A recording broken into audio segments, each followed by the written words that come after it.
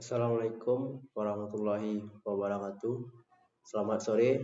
Izin perkenalkan, nama saya Dewa Samudra dari instansi Basarnas, unit kerja Kantor Pencarian dan Pertolongan Kelas A Padang, Angkatan 4, Kelompok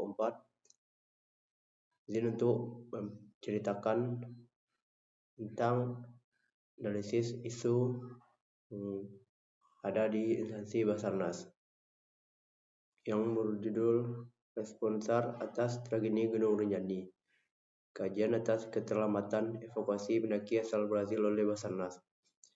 Pada awal Juli 2025, sebuah tragedi menimpa seorang pendaki asal Brazil yang bernama Juliana Marin. Saat ia melakukan pendakian di Gunung Rinjani, Nusa Tenggara Barat, ia dikabarkan terjatuh ke jurang dalam perjalanan turun. Sayangnya proses evakuasi yang dilakukan Basarnas mendapat sorotan tajam karena dinilai lambat dan tidak efektif. Situasi ini memunculkan kekhawatiran besar, terutama karena Rinjani merupakan salah satu destinasi wisata yang unggulan yang banyak dikunjungi wisatawan, masuk dari luar negeri. Khusus ini menjadi pengingat bahwa sistem pencarian dan pertolongan di Indonesia, khususnya di kawasan wisata alam, masih menyimpan banyak kelemahan, baik dari sisi teknologi, koordinasi, maupun prosedur penanganan darurat. Masalah utama yang mencuat adalah keterlambatan proses respon SAR terhadap laporan kecelakaan.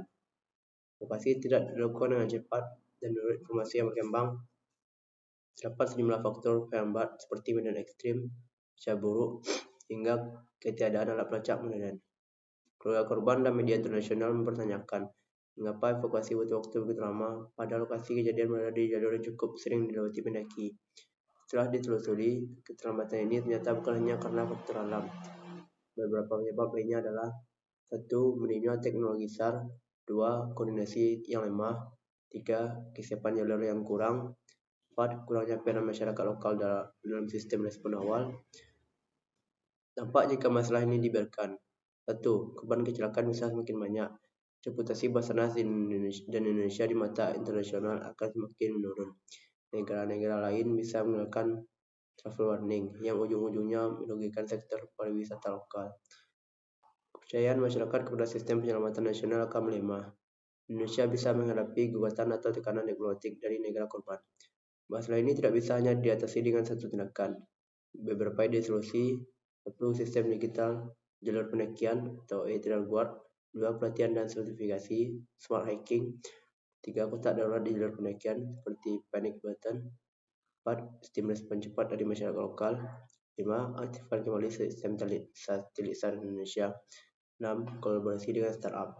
Berikut fakta dan data yang ada terkait isu ini. Peristiwa pendaki Brazil jatuh di Rinjani memang benar-benar terjadi, dilaporkan oleh media seperti Kompas, CNN Indonesia, dan media Brazil. Respon Basarnas dilambat oleh media dan keluarga korban. Kondisi geografis di Rinjani memang sulit dan berisiko tinggi.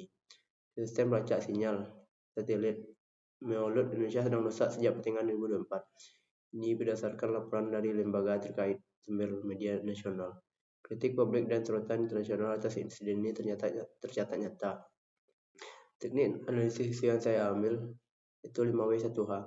What, why, when, where, who, what, apa. Yaitu tragedi pendaki asing jatuh ke jurang. Evakuasi dinilai lambat dan mengakibatkan kematian. Why, mengapa? Keterlambatan terjadi karena cuaca buruk, medan sulit, alat pelacak rusak, serta lemahnya sistem deteksi dan koordinasi. When, kapan? 20-25 Juni 2025. Where, di mana? Gunung Rinjani, jalur Sembalun, NTB. Siapa? Juliana Marin, korban, Basarnas, tim SAR, relawan, TNGR, dan otoritas lokal. Bagaimana? Korban jatuh sempat melacak melalui drone. Evakuasi memakan waktu lama karena cuaca dan kerusakan alat sistem sinyal darurat. Sekian dari saya yang dapat saya sampaikan. Terima kasih. We are family Afik 6 Jagat Sabagram. Semoga selamat alam semesta. Assalamualaikum warahmatullahi wabarakatuh.